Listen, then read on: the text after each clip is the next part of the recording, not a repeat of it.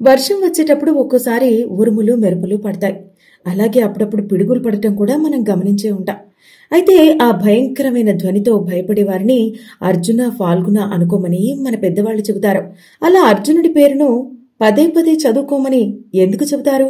దీని వెనుక ఉన్న కథ ఏంటి అనేది ఈ వీడియోలో తెలుసుకుందాం. పాండవులు తమ అజ్ఞాతవాసాన్ని విరాటుని కొలువులో గడిపారు. అప్పుడు అజ్ఞాతవాసం పూర్తి కాబోతున్న వేళ ఉత్తర గోగ్రహణం సందర్భంగా ఉత్తరుడు బృహన్నలకు తోడుగా యుద్ధానికి బయలుదేరుతాడు. ఆయుధాల కోసం ఉత్తర కుమారుడితో కలిసి బృహన్నల శమీ వృక్షం దగ్గరకు వస్తాడు.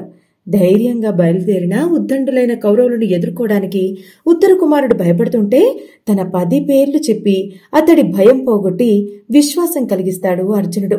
ఆ 10 పేర్లేమిటి? అర్జున, ఫాల్గుణ, పార్థ, కిరీటి, శ్వేతవాహన, బీభత్స, విజయ, కృష్ణ, సవ్యసాచి, ధనంజయ. ఈ 10 పేర్లలో పిడుగు పడేటప్పుడు ఏ 2 పేర్లు పలికినా చాలు మనలో ఉన్నటువంటి భయం పోతుందని మన పండితులు చెబుతున్నారు.